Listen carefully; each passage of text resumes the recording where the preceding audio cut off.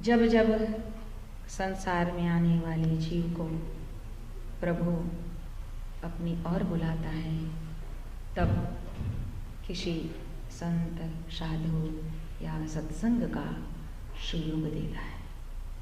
आज हमारे जीवन में भी प्रभु की वह दिव्य अनुकंपा, प्रभु का वह दिव्य अनुदान हमें मिलने जा रहा है।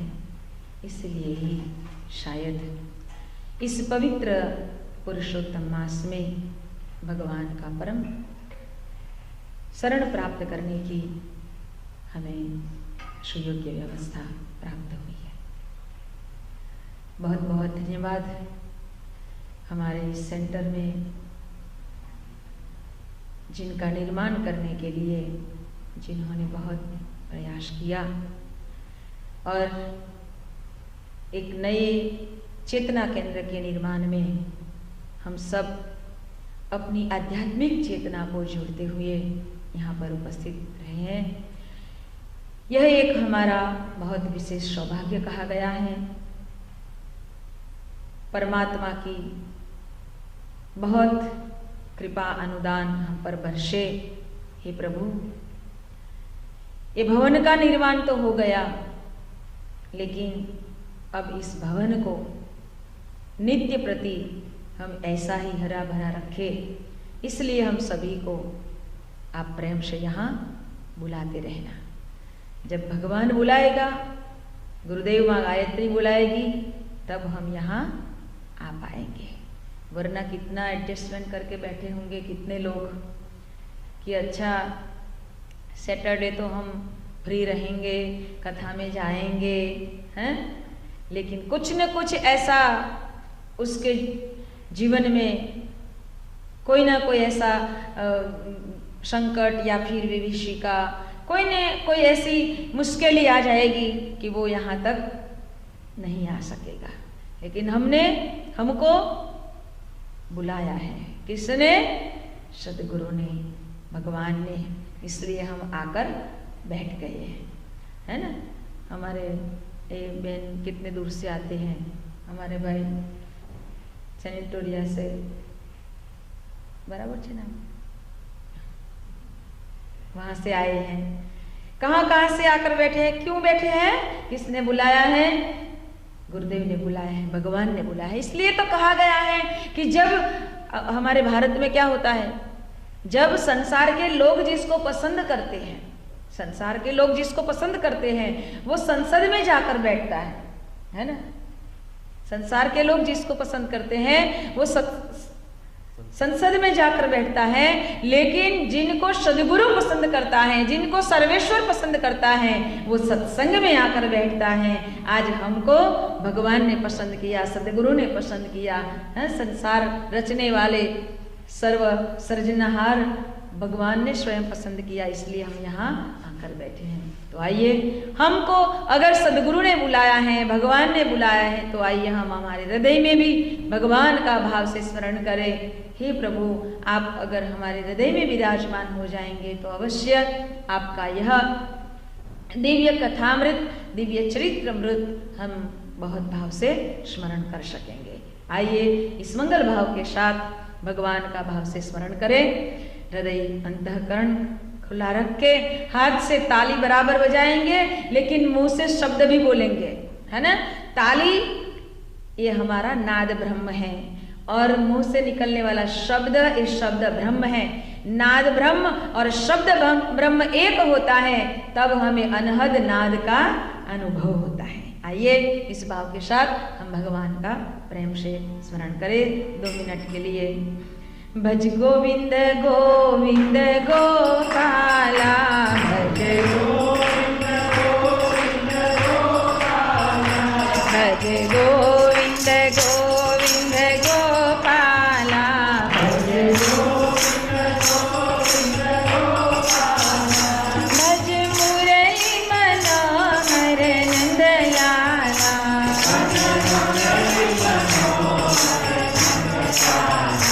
भज मुरली मनोहर नंदलाला,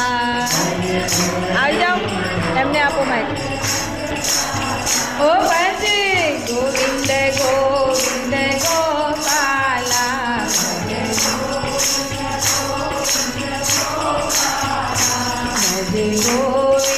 गोविंद गोपाला, भजे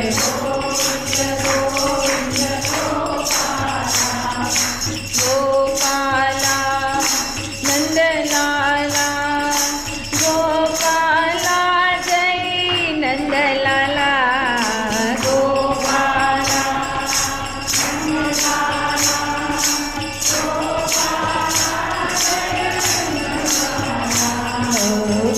गोपाला नंदलाला, गोपाला जय नंदलाला, गोपाला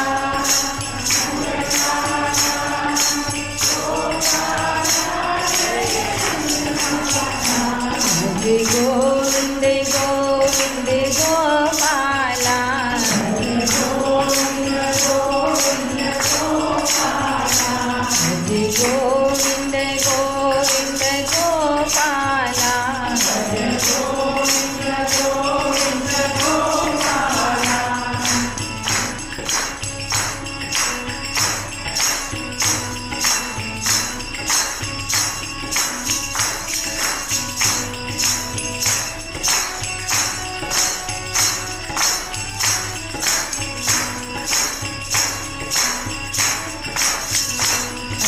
गोपाला नंदलाला, हो लाला जय गोपाला, गोपाला नंदलाला, हो लाला जय गोपाला, गोपाला नंदलाला, हो लाला जय गोपाला, गोपाला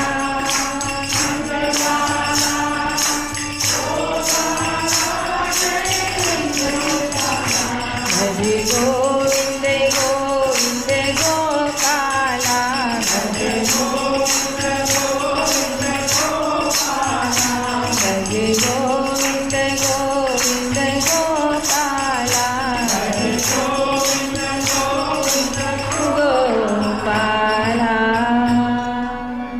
बोले कृष्ण कन्हैया भगवान के पावन चरण कमल में कोटि कोटि दंडवत प्रणाम के साथ उपस्थित सभी श्रद्धालु भक्तगण, आप सभी के हृदय स्थान में विराजमान परम चैतन्य रूप परमात्मा को हमारा कोटि कोटि वंदन। आप सभी का हृदय से भाव भरा स्वागत व्यासपीठ की ओर से।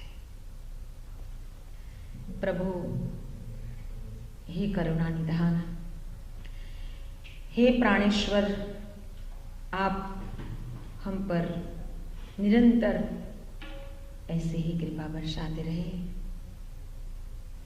ताकि हम आपका भाव से स्मरण करते रहे। कितने लोगों को कई बार ऐसा भ्रम रहता है कि कथा क्या सुननी, कथा वथा क्या करने का। सबको तो मालूम है क्या हुआ है, ये भागवत कोई आज की चीज थोड़ी है, युगों पुरानी ये बातें हैं। युगों युगों से एक ही बात गाई जाती है, हैं? लेकिन युग बीत गए फिर भी कथा कहने वाला नहीं थकता है और कथा सुनने वाला भी नहीं थकता है। क्यों? क्योंकि ये भागवत रस है, भगवान का रस है। जिस दिन कथा कहने वाले थक जाएंगे और जिस दिन सुनने वाले थक जाएंगे, उस दिन सत्यानाश हो जाएगा। इसलिए युग बीत चुके, लेकिन एक ही परंपरा चलती आई है, एक ही शास्त्र है। फिर भी हर एक के भीतर में प्रभु अनन्य प्रेरणा प्रदान करते रहते हैं। एक ही बात है, लेकिन हर एक व्यक्ति भगवान की दिव्य प्रेरणा को धारण करके अपनी ओर से, अपने ढंग से उसी बात को प्रस्तुत कर सकता है। उसकी मनस्थिति के अनुरूप भगवान की प्रेरणा को वो धारण कर सकता है और वो गा सकता है। कहा गया है, इसलिए तो रामचरितमानस में तुलसीदास जी महाराज कहते हैं कि कई लोग ऐसे हैं कि जिनको भगवान की कथा में रस नहीं है, उनकी ग्रंथियां ऐसी हैं कि उसको क्या सुनने का, उससे क्या मिलेगा। हमारे संतों ने, हमारे ऋषियों ने, हमारे ये दीर्घ दृष्टाओं ने, मनीषियों ने इतने शास्त्र लिखे हैं, उसके पीछे कितना गहन मर्म छिपा है, कितना बड़ा तत्व ज्ञान छिपा है। इसलिए तो भगवान श्री राम, रामचरितमानस का एक प्रसंग है कि भगवान श्री राम जब वनवास में गए तब वाल्मीकि ऋषि आश्रम में वो गए और वहाँ वाल्मीकि जी को भगवान श्री राम पूछ रहे हैं कि हमें ये बताइए कि मैं कहाँ रहूं, हमें 14 साल वन में ही गुजारने हैं, तो मैं कहाँ अपनी कुटिया बना के रहूं, जरा मुझे ये तो बताइए।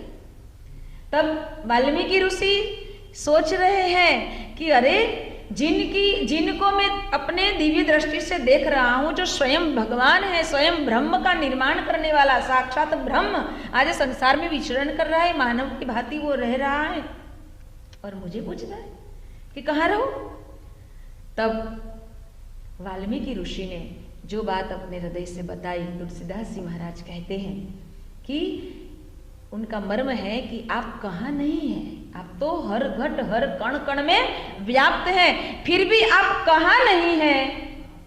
ये बात वाल्मीकि ऋषि ने जब बताई तो तुलसीदास जी महाराज कहते हैं, हो जिन्हें हरि कथा सुनी नहीं काना,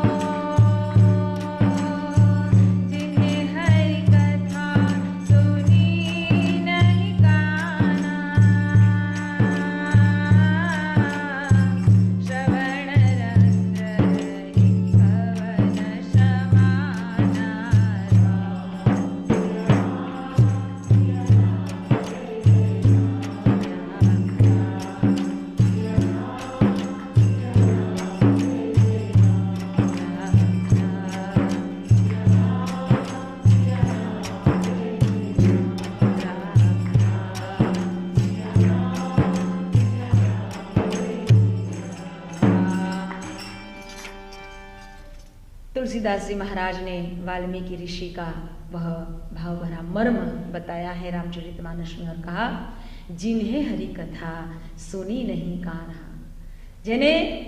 जिसने भी अपने कान से भगवान की कथा नहीं सुनी है वो कान नहीं है, श्रवण रंध्र रेही भवन समाना है, जिनका कान वो सांपों के रहने वाला दर है।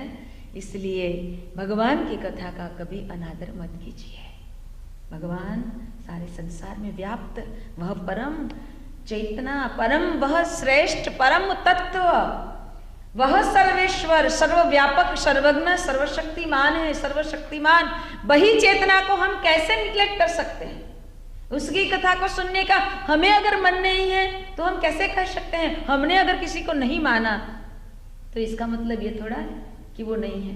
अगर कोई अंधा ऐसा कहेगा कि आप चाहे कितना ढिंढेरा पीट के बोलोगे कि सूर्य है, मैं नहीं मानता हूं, सूर्य है ही नहीं जगत में, सूर्य है हो ही नहीं सकता, तो क्या बात सच्ची है?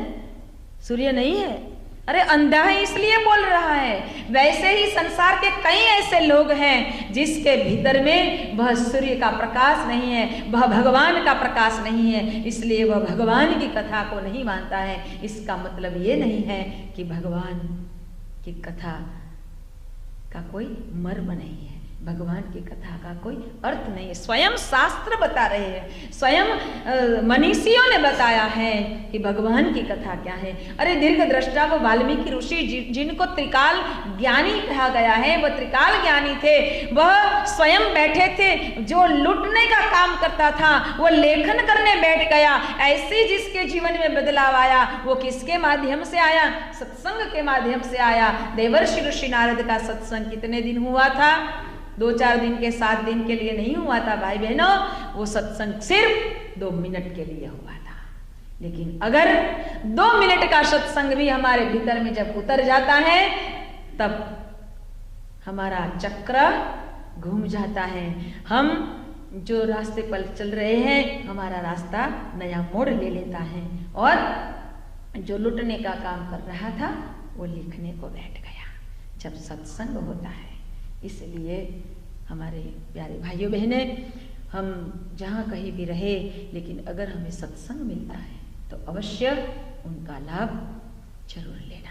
परम पूज्य गुरुदेव ने भी इसलिए तो हमारे 18 सत्संकल्प में बताया है, कुविचार और दुर्भावनाओं से बचने के लिए हम नित्य सत्संग और स्वाध्याय की व्यवस्था बनाए रखेंगे। हमें स्वाध्याय की व्यवस्था, सत्संग की व्यवस्था हमारे जीवन में अवश्य बनाए रखनी है, तभी हम बच सकते हैं। इसलिए हमारे भीतर में सद्विचारों का जागरण हो, भगवान के प्रति श्रद्धा जागृत हो, इसलिए हम श्रद्धावान चरित्रों का हम स्मरण करते हैं। आइए, कल हमने देखा था कि हमारे जीवन में संसार की मोह माया ना आए और हमारे जीवन में भगवान का दिव्य स्वरूप हम समझ सके, मतलब कि माया से मोहित ना हुए, लेकिन संसार में रहकर भी संसार को बनाने वाले का ही स्मरण करें। इसलिए हम भगवान का स्मरण करते हैं।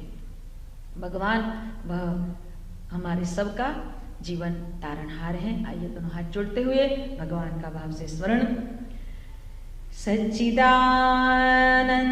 रूपाय विश्वोत्पत्त्यादि हेतवे तापत्रय विनाशाय श्री कृष्णाय वयं नमः। कृष्णाय वासुदेवाय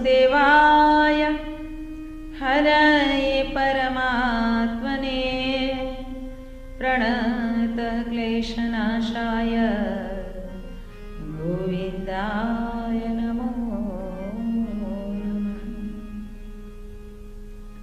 सच्चित आनंद रूप परमात्मा हम सभी के भीतर में बैठे प्रेम सहित आवाहन करो।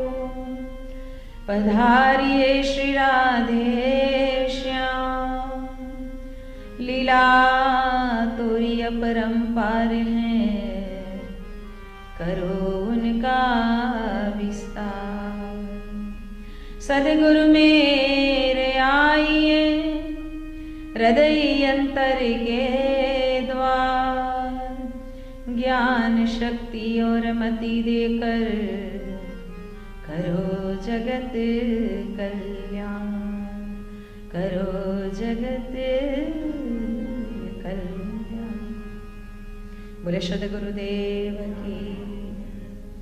भगवान हम सबको इस संसार से विरक्ति का भाव प्रदान करें और इस संसार में रहते हुए भी हम संसार में ना फंसे। संसार दलदल है। दलदल क्या होता है? जैसे हम दलदल में फंसते हैं, निकलने का प्रयत्न करते हैं, उतना अंदर घुसते जाते हैं ना, अंदर उतना घुसते जाते हैं। इसलिए दलदल में से निकलना बहुत कठिन है। संसार दलदल है, लेकिन फिर भी हम निकल सकते हैं। कैसे निकल सकते हैं? भगवान का जब हम सहारा लेते हैं। इसलिए कहा गया, आइए आज का प्रकरण जो है 33 स्कंद का, जिसमें 2 प्रकरण बताया गया, पूर्व मीमांसा और उत्तर मीमांसा। उत्तर मीमांसा में भगवान मनु महाराज की बात बताई गई। मनु महाराज के 2 पुत्र थे और 3 पुत्रियां थी। 2 पुत्र थे, उत्तानपाद और प्रियव्रत, और 3 पुत्रियां थी, 3 बेटी थी, देवहूति, आकृति और प्रसूति। कहा गया कि सर्वप्रथम देवहूति जो बेटी थी बहुत बड़ी वाली थी। स्वाभाविक है, संसार में जीते जीते जब लोग अपने घर बेटी होती है तो अभी तो थोड़ा सुधार आया है, इसलिए ऐसे तो बात नहीं कही जाती है, लेकिन फिर भी कई घरों में बेटियों को कहा गया है वो तो सांप का भार है? सांप का भारा है? कई समाज में ऐसा कहा गया है कि ये तो पत्थर है, पत्थर। क्यों? क्योंकि समाज के रीति रिवाज ऐसे बने हुए हैं कि जब बेटी पैदा होती है तब से बेटी का बाप उसके लिए कितना भी संग्रह करे, कितना ही संग्रह किया करे, फिर भी वो जब बड़ी होती है, उसकी शादी होती है, तब भी वो अपने को बेच देता है, तब वो अपनी बेटी की शादी कर पाता है। कई ऐसे समाज है उसमें बेटी को कितना सारा वो दहेज देना पड़ता है, इसलिए बेटी को एक बोझ समझा गया था। और उस बेटी को जब अपने घर आती हुई जब सुनते हैं माता पिता, तो स्वाभाविक है कि समाज के ऐसे रीति रिवाजों के मुताबिक उनको थोड़ा दुख होता है। अरे रे मेरे घर बेटी आई, अब तो मैं उसको कैसे विदा करूंगा। जब से बेटी पैदा होती है तब से माता पिता को चिंता रहती है कि मैं उसे कैसे विदा करूंगा। अब तो समाज में बहुत सारा सुधार आ गया है, इसलिए बहुत अच्छी बात है, धीरे धीरे सुधार भी। यहाँ पर तो ऐसा कुछ नहीं होगा, है ना, यहाँ तो नहीं है ना ऐसा कुछ, लेकिन फिर भी हमारी भारत की संस्कृति के मुताबिक कई घरों में आज भी ऐसा है। अमेरिका से आया है बेटा, MBBS है, इसलिए हम तो 100 तोला सोना लेंगे और 1.25 लाख रुपया रोकड़ कैश लेंगे। आज भी है, शायद आपको मालूम है कि नहीं है मुझे नहीं मालूम, लेकिन आज भी है। और भारत में आते हैं यहाँ से सब जो अपने बेटे को पढ़ा लिखा कर, और वहां आकर उसका भाव बुलाते हैं। भाव हमारा गुजराती में तो एम कहेवाय कि पेली शुक्रवारी भराय ने त्यारे बधा बळद ने पेली हराजी बोलावे। शुक्रवारी भराय ने એટલે બળદની હરાજી બોલાવે ને, એ બળદની હરાજીમાં એમ થાય કે આટલા રૂપિયામાં આટલા રૂપિયામાં આટલા રૂપિયામાં એમ સચ્ચિદાનંદ સ્વામીએ એકવાર આ સુંદર કોમેન્ટ કરી હતી કે બહારથી આ ભણાવી ગણાવીને છોકરાને અહીંયા લાવે અને જેમ પેલા બળદને શુક્રવારીમાં ઊભા રાખીને એના બોલ બોલે એમ પોતાના દીકરાના બોલ બોલાય અને પછી અહીંયાથી બહુ મોટા ઘરની દીકરી, હવે એ જ એને તો લઈ શકે ને ભાઈ, આટલી મોટી રકમ બતાવે 100 તોલા સોનું, 1.25 લાખ રૂપિયા કે 2.25 લાખ રૂપિયા રોકડ કેશ, તો એ તો મોટા ઘરની વ્યક્તિ હોય તે જ. પછી મોટા ઘરની વ્યક્તિ એને ખરીદે તો ખરી, એ બળદને ખરીદે, પછી બળદની દશા કેવી હોય હે, કેવી હોય ભાઈ. પછી આપણે એમ કહીએ કે હવે દીકરો મારી બાજુ જોતો નથી અને માથે હાથ મૂકીને રડો, તો રડવાની કાંઈ જરૂર નથી ભાઈ. તમે એને બળદની જેમ વેચી દીધો છે તો એ ગુલામ થઈ ગયો. પછી તમે એ આશા રાખો કે મારી બાજુ જુએ ને મારું કાંઈ સાંભળે ને મને આમ કરે ને, મને સંભવ નથી. ध्यान रहे हैं कि हमारे घर अगर ऐसा कोई प्रसंग आए तो हम प्रेम से अपने बच्चों को समझाएंगे. लेकिन यहाँ पर देवहूति का जो प्रसंग है बहुत मार्मिक प्रसंग लिया है भागवत में. मनु महाराज और शत्रुपा जी ने तपश्चर्या की थी. उनके हिसाब से उनके घर जो 5 संतान थे वो भी इतने शालीन थे, सद्गुणी थे, सुशील थे. उसमें भी देवहूति जैसा नाम था वैसा उनका संस्कार था. देवहूति, देव को आहुति देने के लिए जो पात्र तैयार होते हैं वैसा उनका पात्र था. उनकी सरलता, सुशीलता, सभ्यता, संस्कार, शालीनता इतनी शीलवान थी वो कि उनके लिए जब बेटी बड़ी हो जाती है ना तो माँ बाप को चिंता होती है. अरे अब तक तो मेरे गोद में खेलती थी, अब तक तो मैं उसको अपने गोदी में उठा के फिरता था, अब कब बड़ी हो गई मालूम ही नहीं पड़ा. जब बेटी बड़ी हो जाती है तब माता पिता उनके लिए अच्छे घर और अच्छे वर की खोज करते हैं, है ना. सारू घर ने सारो वर शोधे. અને કેટલાય ઘરોમાં જ્યાં અત્યાર સુધી મા બાપે ક્યારેય કોઈને કાંઈ કીધું ન હોય કે તમે આટલી મારી વાત માનો, મારી આટલી વાત માનો, અને એ મા બાપ કોઈ સારો દીકરો જુએ એટલે એના ઘરે ગમે તેમ કરીને, ગમે તે સંકેત કે ગમે તે કોઈ સંબંધ કાઢીને પણ